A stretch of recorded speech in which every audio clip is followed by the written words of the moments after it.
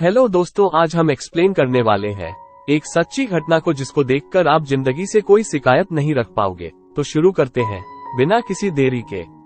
Movie की कहानी शुरू होती है और हम एक फाइटर प्लेन को देखते हैं जिसको देखकर लग रहा होता है कि वो कहीं पर हमला करने जा रहे।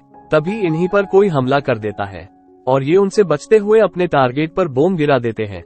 फिर दूसरी तरफ हमें एक लड़के को दिखाया जाता है जिसका नाम लुइस होता है। ये काफी शरारती होता है और साथ ही इसमें कुछ बुरी आदतें भी होती है, जैसे शराब पीना।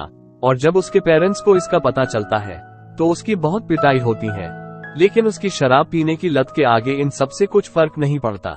इसका एक भाई भी होता है जिसका नाम पीट होता है। पीट इससे बिल्कुल ही अलग होता है। खैर एक दिन लुइस किसी ग्राउंड में छिपकर शराब पी रहा होता है और तभी उसे ऐसा करते हुए कुछ लोग देख लेते हैं और लुइस उनसे बचकर वहां से भागने लगता है और उसे भागते हुए उसका भाई उस देख लेता है। वो इसे इतना तेज भागते देख हैरान हो जाता है और अब वो लुइस के पास जाता है और उसे एक रनर बनने के लिए कहता है, लेकिन लुइस उसकी बातों पर ध्यान नहीं देता है। और जब उसका भाई उसे मोटिवेट करता है तो वो मान जाता है। और अब हम देखते हैं कि लुइस कई सालों तक कड़ी मेहनत करता है और अब हमें कुछ सालों बाद का सीन दिखाया जाता है और हम देखते हैं कि लुइस एक रेस में दौड़ रहा होता है और जो इस रेस में जीतेगा वही ओलंपिक में जाएगा। और अब लुइस इस रेस में पूरी जी जान से दौड़ता है और तभी वो सभी रनर को पीछे छोड़ते हुए इस रेस को जीत जाता है और ये देखकर उसके पेरेंट्स काफी खुश होते हैं। लुइस इस रेस में नया रिकॉर्ड कायम कर देता है और लुइस का ओलंपिक में भी सिलेक्शन हो जाता है। खैर इसके बाद हम देखते हैं कि लुइस ओलंपिक के लिए जा रहा होता है और उसका भाई उसे छोड़ने के लिए यहाँ पर आया होता है।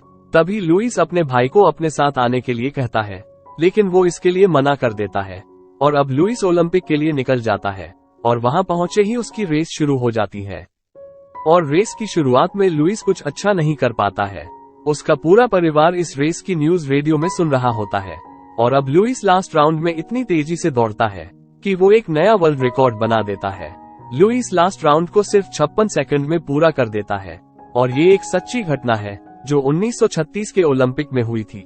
लुइस का परिवार लुइस की इस जीत से काफी खुश होता है और अब लुइस का बस एक ही सपना होता है कि वो 1940 में होने वाले टोक्यो ओलंपिक में जीतकर देश को गोल्ड मेडल दिलाए। लेकिन इसका ये सपना पूरा नहीं हो पाता है और 1939 में वर्ल्ड वॉर 2 शुरू हो जाता है, जिस वजह से टोक्यो में होने वाले ओलंपिक को रद्द कर दिया जाता है।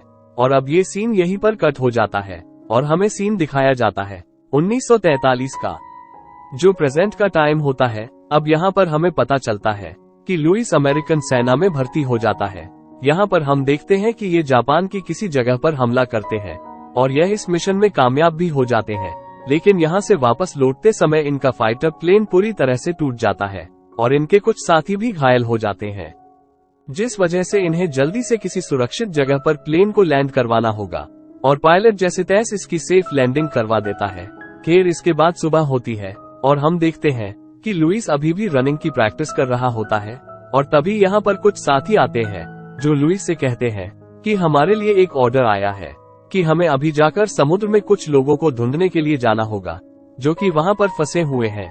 इसके बाद लुइस अपने साथियों के साथ उसी प्लेन को लेकर निकल जाता है, लेकिन उस प्लेन की हालत काफी खराब होती है और कुछ ही देर तक चलने के बाद प्लेन के दोनों इंजन में आग लग जाती है और अब इनके पास कोई और दूसरा रास्ता नहीं होता है और इनका प्लेन सीधा समुद्र में क्रैश हो जाता है।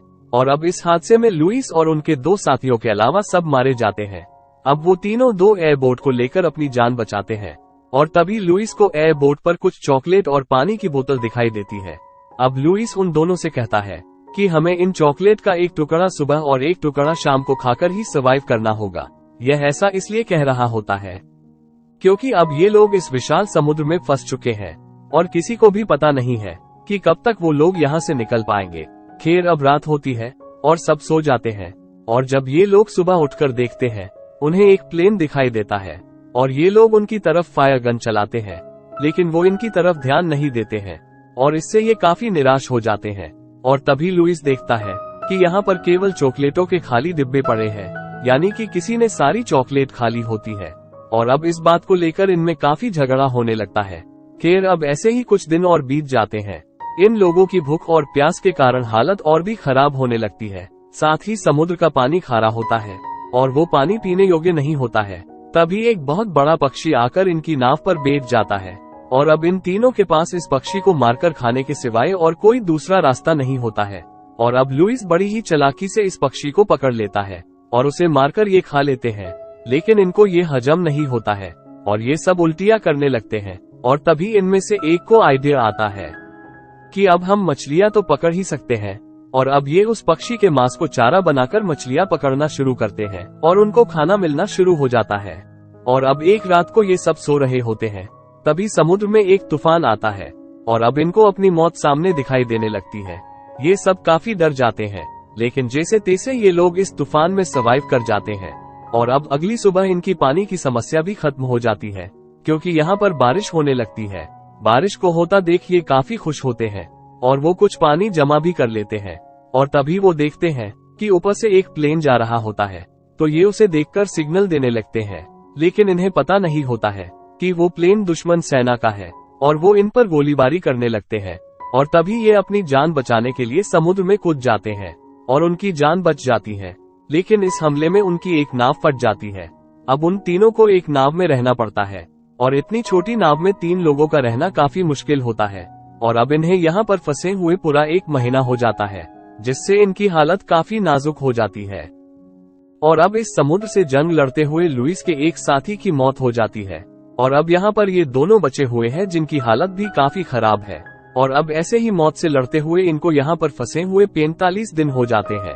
और तभी यहाँ पर एक बड़ी सी नाव आती है जो जापानीज की होती है, जो इनको गिरफ्तार कर लेते हैं और अपने साथ ले जाते हैं।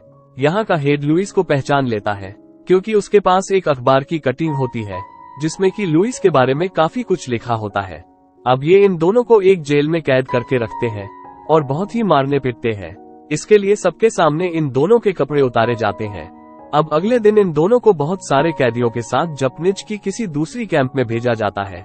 यहाँ पर हम देखते हैं कि जापान के सैनिक इन लोगों पर काफी अत्याचार कर रहे होते हैं। यहाँ का जो हेड है उसका नाम कोरपल होता है और वो इन कैदियों से कहता है कि तुम अमेरिक्स हो और अमेरिका हमारा दुश्मन है। और इस समय यहाँ के सभी कैदी नजर झुकाकर खड़े होते हैं, लेकिन लुइस उसी की तरफ देख रहा होता है और कोरपल उसके पास आकर उसे पिटने लगता है। लेकिन लुइस पिटते हुए भी अपनी नजरें नीचे नहीं झुकाता है और कोरपल लुइस को पिटता रहता है। खैर इसके बाद रात हो जाती है और सभी कैदी सोने के लिए चले जाते हैं। यहाँ की हालत काफी खराब होती है, लेकिन मजबूरी में इनको यहाँ पर सोना पड़ता है।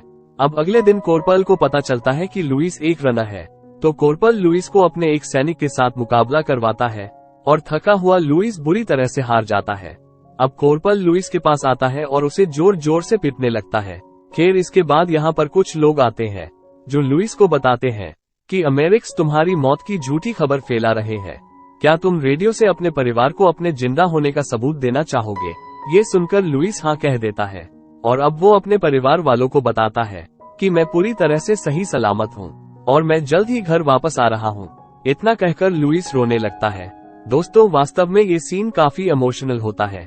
खैर इसके बाद वही लोग फिर से लुइस के पास आते हैं और उसके हाथ में एक पेपर देते हुए कहते हैं कि इसके ऊपर जो कुछ भी अमेरिका के बारे में लिखा है वो तुम्हें रेडियो पर बोलना होगा।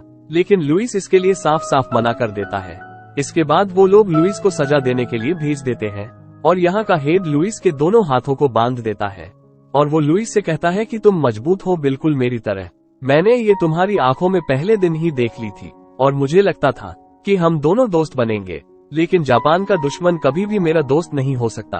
और इतना कहकर वो बाकी सब कैदियों को यहाँ पर बुलाता है और उनसे लुइस को एक एक पंच मारने के लिए कहता है, लेकिन सब कैदी लुइस को मारने से मना कर देते हैं। तो कोरपल लुइस के एक दोस्त को जोर जोर से पिटने लगता है और ये देख लुइस सब कैदियों से खुद को पिटने के लिए कहता है। और इतना पिटने के बाद लुइस की हालत बहुत ज्यादा खराब हो जाती है और अब उसमें इतनी सी भी हिम्मत नहीं बची होती है कि वो अपनी जगह से खड़ा हो सके और वो रात भर वहीं पर पड़ा रहता है। और अब कुछ दिन बाद यहाँ पर एक कैंप होता है जिसमें इन कैदियों के लिए कॉमेडी शो करवाया जाता है और तभी यहाँ कोरपल लुइस के पास आकर बैठ जाता है और वो लुइस को बताता है कि मेरा ट्रांसफर किसी दूसरी जेल में हो गया है, तो अब मैं यहाँ से जा रहा हूँ। और अगले ही दिन कोरपल यहाँ से चला जाता है। कोरपल के यहाँ से जाने के बाद लुइस काफी खुश होता है और अब कुछ दिन बाद यहाँ पर बमबारी होने लगती है, जिससे ये जेल पूरी तरह से खत्म हो जाती है और अब यहाँ के सभी कैदियों को किसी दूसरी जेल में भेजा जाता है और अब वहां पहुंचकर लुइस देखता है कि वहां का हेड और कोई नहीं बल्कि कोरपल ही है। और लुइस उसे देखकर गिरने ही वाला होता है कि उसके पास खड़ा कैदी उसे सहारा देता है। अब हम इस जेल को देखते हैं जहां की हालत और भी खराब होती है और यहाँ के कैदियों से भी जबरदस्ती काम करवाया जा रहा था। खैर एक दिन जब लुइस काम कर रहा होता है तो एक जापानीज सैनिक उसे नीचे धक्का दे देता है, जिससे उसके पैर में काफी चोट आती है। और चोट आने के बावजूद भी उसे पिट पिट कर काम करवाया जा रहा होता है। और कुछ देर बाद जब लुइस थककर एक जगह पर बैठ जाता है तो उसे ऐसा करते हुए एक सैनिक देख लेता है और वो लुइस को पकड़कर कोरपल के पास ले जाता है। और अब कोरपल जो लुइस के साथ करने वाला है उसे देखकर आपके रोंगटे खड़े हो जाएंगे। खैर अब कोरपल लुइस से कहता है जो लकड़ी सामने रखी हुई है उन्हें उठाओ। अब लुइस की हालत बिल्कुल ही नाजुक होती है, पर कोरपल के कहे अनुसार लुइस उस लकड़ी को ऊपर उठा लेता है। और कोरपल एक सैनिक से कहता है कि अगर ये लकड़ी गिरे तो लुइस को गोली मार देना। अब लुइस काफी देर तक डरते हुए उस लकड़ी के टुकड़े को उठाए रखता है। कुछ देर बाद लुइस पूरी तरह से थक जाता है और तब यहाँ पर मौजूद सब लोग काम छोड़कर लुइस की तरफ देखने लगते हैं। और कुछ देर बाद लुइस को अपने परिवार की याद आती है और वो पूरे जोश के साथ उस लकड़ी के टुकड़े को और ऊपर उठा देता है और गुस्से से कोरपल की ओर देखने लगता है। कोरपल बार बार लुइस से कहता है कि अपनी नजरें नीचे करो, पर लुइस ऐसा नहीं करता है और आखिर में कोरपल उसे नीचे गिराकर जोर जोर से पिटने लगता है। अब पिटते हुए लुइस को अपनी जिंदगी के सबसे अच्छे पल याद आने लगते हैं और आखिर में कोरपल ही उसे मारते मारते थक जाता है। और अब कुछ दिनों बाद सभी कैदियों को एक जगह पर इकट्ठा किया जाता है और उन्हें एक नदी में नहाने के लिए कहा जाता है। ये सब कैदी सोच रहे होते हैं कि अब हमें मार दिया जाएगा, लेकिन ऐसा नहीं होता है। और तभी इन्हें आसमान में एक प्लेन दिखाई देता है जो अमेरिका का होता है और इसे देखकर सब समझ जाते हैं कि जंग अब खत्म हो चुकी है। और ये देखकर ये सब खुशी से झूम उठते हैं और अब वो अमेरिकन प्लेन इन सैनिकों के लिए खाना गिराने लगता है। और अब ये अमेरिकन सैनिक काफी दिनों बाद कुछ अच्छा खाते हैं। अब हम इस मूवी का आखिरी सीन देखते हैं जिसमें लुइस अब अपने देश आ जाता है और वो सबसे पहले अपने देश की धरती को चुम्बता है। इसके बाद वो अपने परिवार वालों के गले मिलता है और इसी के साथ ये मूवी यहीं पर खत्म हो जाती है। अब हमें लुइस की रियल फोटो दिखाई जाती है और यह भी दिखाया जाता है कि लुइस अपनी 80 साल की उम्र में ओलंपिक में दौड़ने का सपना पूरा करता है। दोस्तों आपको यह मूवी कैसी लगी कमेंट में जरूर बताना और साथ ही ऐसी ही और मूवी का एक्सप्लेन देखने के लिए वीडियो को लाइक करें।